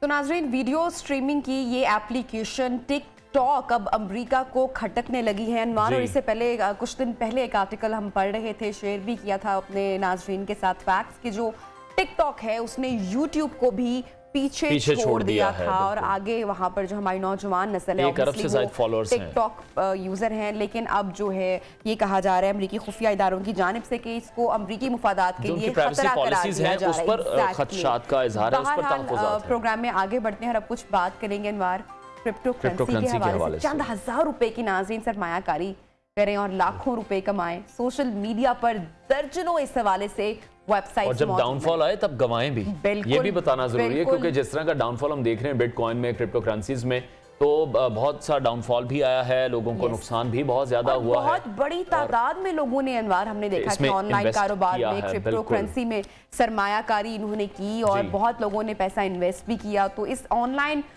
फ्रॉड भी बहुत सारे उसमें हुए हैं ऑब्वियसली। क्योंकि बहुत सारे लोग जानते नहीं हैं, फिर वो किसी को अपने साथ एंगेज Awareness करते नहीं हैं, है, अवेयरनेस awareness नहीं नहीं है। है। तो इस ऑनलाइन फ्रॉड के जरिए हजारों पाकिस्तानी अपनी जमा पूंजी ऑलरेडी लुटा भी चुके हैं। तो इसी हवाले से बात करेंगे। अनवर हमारे साथ हाफिज अहमद हमारे साथ इन स्टूडियो मौजूद हैं। Sir welcome to the show. सबसे पहले तो थोड़ा सा इन डिटेल मैं जानना चाहूंगा, जो लोग नहीं जानते उनकी रहनुमाई के लिए, क्रिप्टो करेंसी है क्या? ये बेसिकली एक डिजिटल करेंसी है। ठीक है। इसको हम इन इजी वर्ड्स अगर हम बात करें तो आप मोबाइल ऐप यूज़ करते हैं जी, आप मोबाइल ऐप से किसी को पैसे ट्रांसफर करते हैं तो उसकी कोई फिजिकल कोई चीज़ नहीं है, कोई नोट नहीं है, कोई कॉइन नहीं है। तो बेसिकली बिटकॉइन हो गया, इथेरियम हो गया, ल्यूना हो गया, ये सारी एक डिजिटल करेंसी है जिससे आप कोई भी चीज़ परचेज कर सकते हैं। किसी को चाहे तो वो पैसे भी ट्रांसफर कर सकते हैं। It's like a mobile banking app in simple words अगर मैं बात करूँ तो उसमें पैसे कुछ अमाउंट पैसे रखवानी पड़ती है, क्योंकि जिस तरह से बात आपने की कि ऑनलाइन हम ट्रांसफर करते हैं तो वो फिजिकली तो हमारे पास नहीं होता, लेकिन वो हमने अर्न किया होता है, और वो अर्न करने के बाद ही हमने एक एप्लीकेशन, बैंक के बाद हमने एप्लीकेशन की सूरत में उसको रखा होता है। तो क्रिप्टो में यूजुअली इसमें भी आपने उसी तरह पैसे रखने होते हैं। आप डॉलर्स के थ्रू इसको बाय करते हैं। अब आपके पास अगर पाकिस्तानी रुपीस हैं तो आप USDT बाय करेंगे और उसके अंदर अपने बिटकॉइन में या कोई भी, इस कॉइन की प्राइस भी फिक्स नहीं होती। हाँ, इसमें जो मजे की चीज ये है कि आपकी कोई मोबाइल बैंकिंग ऐप है, उसमें आपके पास 1 लाख रुपए पड़ा हुआ है, तो वो 1 लाख ही है जब तक आप उसे यूज नहीं करेंगे जी। लेकिन अगर यही 1 लाख आपका बाइनांस पे पड़ा हुआ तो कभी वो 10 लाख भी हो सकता है, कभी वो 10,000 भी हो सकता है। तो ये आपको नहीं पता चलेगा कि कब इसकी प्राइस ऊपर जा रही है, कब नीचे आ रही है। इसके अंदर जो लोग क्रिप्टो करेंसी में काम करना चाह रहे हैं, इसका स्टार्ट करना चाह रहे हैं, उनके लिए रहनुमाई कर दें कि वो किस तरह से करें, कौन सी ऐसी ऐप्स मौजूद हैं, कौन से प्लेटफॉर्म मौजूद हैं, क्योंकि क्रिप्टो करेंसी को लेकर या किसी भी मामले को लेकर हम देखते हैं पाकिस्तान में या बाहर के ममालिक में भी जो फ्रॉड रेशो है वो बहुत ज्यादा है। अच्छा, सबसे पहले ये कि रहनुमाई हम तभी कर सकते हैं जब ये लीगली अलाउ हो। तो अब आपको पता है पाकिस्तान में लीगल नहीं है, तो जब लीगल ही नहीं है तो हम इसको गाइड भी नहीं कर सकते लोगों को कि आप कैसे करें। अच्छा, मसला ये है जो आपने फ्रॉड की बात की, फ्रॉड अब क्यों होता है? फ्रॉड तब होता है जब कोई चीज़ लीगल नहीं होती। अगर आप उसको लीगलाइज कर देंगे तो फ्रॉड के चांसेस कम हो जाएंगे, क्योंकि थ्रू प्रॉपर चैनल सारे काम होंगे। अब हमारे यहाँ जो हुआ, इदारों ने अगर कुछ लोग पकड़े या जिनके बैंक अकाउंट्स बंद किए, वो लोग थे जिन्होंने अपने बैंक अकाउंट के थ्रू बिटकॉइन बाय किए थे। ठीक है। आपने फॉर एग्जांपल अपने डेबिट या क्रेडिट कार्ड से अपने बैंक अकाउंट से बाय किया, वो तो पकड़ा गया। जिसने यहाँ पे किसी को पैसे दे के बाहर किसी को कहा कि वहां से मिलने बाय कर दो, वो नहीं पकड़ा गया। तो हमारे यहाँ सबसे बड़ा मसला ये है कि जब आप किसी चीज पे पाबंदी लगाते हैं, उससे नुकसान ये होता है कि आपके मुल्क के पास जो पैसा होता है वो लोग 2 नंबर तरीके से पैसा बाहर लेके जाते हैं। अगर वही आप थ्रू प्रॉपर चैनल उसको रहने दें तो उसमें क्या होगा, जब यहाँ से जाएंगे तो यहाँ वापस भी आएंगे। उसी पॉइंट पर आ जाते हैं, जिस तरह से फ्रॉड का भी जिक्र किया, तो फ्रॉड से बचने के लिए और महफूज सरमाया करने का तरीका का क्या है, वो आप गाइड। फ्रॉड से बचने का सबसे बेहतर तरीका तो ये है कि आप के पास जो बिटकॉइन में जो पैसे पड़े हैं बाइनांस के अंदर, वो आपके पास आपके वॉलेट में पैसे होने चाहिए, एक्सचेंज में नहीं होने चाहिए। ये जो फ्रॉड होता है ना, वो होता है एक्सचेंजेस में नॉर्मली। अब जैसे मैंने बताया लीगल नहीं है, जब लीगल नहीं है तो अब आप क्या करेंगे? फॉर एग्जाम्पल, मैं एग्जाम्पल के तौर पर बात कर रहा हूँ, आपने $10,000 है आपके पास बिटकॉइन की सूरत में, ठीक है, इंशाल्लाह। आपने इंशाल्लाह जब कभी लीगल हो गया आए इंशाल्लाह। अब आपने वो PKR में लेना है, लीगल वे में आप नहीं ले सकते। आप किसी एक्सचेंज के पास जाते हैं, जी मैं आपको ये 10,000 ट्रांसफर कर रहा हूँ, आप मेरे इस पाकिस्तानी बैंक अकाउंट में इतने पैसे दे देना। हो सकता है एक्सचेंज ही बंद हो जाए, और हुई है बंद, एक्सचेंज गायब हो गई, आपसे पैसे ले लिए, आपके पास आए नहीं। कितना लॉस में गया है ये, हम बल्कि प्रोग्राम के इसके सेगमेंट से पहले भी बात कर रहे थे कि अभी जो ये वाला साल है, जितने लोगों ने इन्वेस्ट किया हुआ था उनको बहुत लॉस हुआ। नेक्स्ट ईयर भी यही प्रोडिक्ट किया जा रहा है कि ये लॉस में जाएगा। So what are the reasons और कब बेहतर होगा? अच्छा, काफ़ी सारे लोगों के पैसे इसमें डूबे भी हैं, बहुत से लोगों ने कमाया भी है। अगर हम बात करें लास्ट ईयर की, तो ये $70,000 को टच किए एक बिटकॉइन, $69,000। और आज जब हम ये प्रोग्राम करें, अभी $17,000, $17,000। बहुत से लोग ऐसे थे जिन्होंने आज से 3-4 साल पहले लगाया, जब ये 5-6,000, 7,000, 8,000 पे था, डॉलर पे था। फिर लोगों ने $60,000-65,000 तक इसको बेचा भी है। मेरे बहुत सारे दोस्त हैं बाहर जो रहते हैं, जहाँ पे लीगल है वो ये काम करते हैं, उस प्राइस पे बेचा। लेकिन मसला हुआ जब लालच आ गया कि अच्छा ये इतना ऊपर जा रहा है। अब इसकी प्रेडिक्शन ये थी आज से चंद महीने पहले कि 1 लाख को टच करेगा। अब लोगों ने $60,000, $65,000 का ले लिया, एक बिटकॉइन के 1 लाख को टच करेगा। वो 17,000 को टच कर गया। अब हजारों का नहीं, लाखों का, बल्कि अगर डॉलर्स में जब बात करनी थी तो करोड़ों का नुकसान। लेकिन क्या कोई इस पर मॉनिटरिंग पॉलिसी नहीं है? एक अब ये बिजनेस ही बन चुका है एक किस्म का, तो किस तरह से इतना बड़ा लॉस, के मिलियंस में लॉस है ये? जी। अच्छा देखें, ऐसे बिजनेस को ना मैं ऐसा बिजनेस समझता ही नहीं। ये एक रिस्क है, एक जुआ है, ये बिजनेस नहीं है। बिजनेस वो होता है, जिस तरह आपने बात की, कोई फिजिकल या ऑनलाइन कोई बिजनेस जिसमें आप अपनी कोई चीज सेल करते हैं, आपके कोई प्रोडक्ट है, आपका कोई स्टोर है, ये तो हवा में है।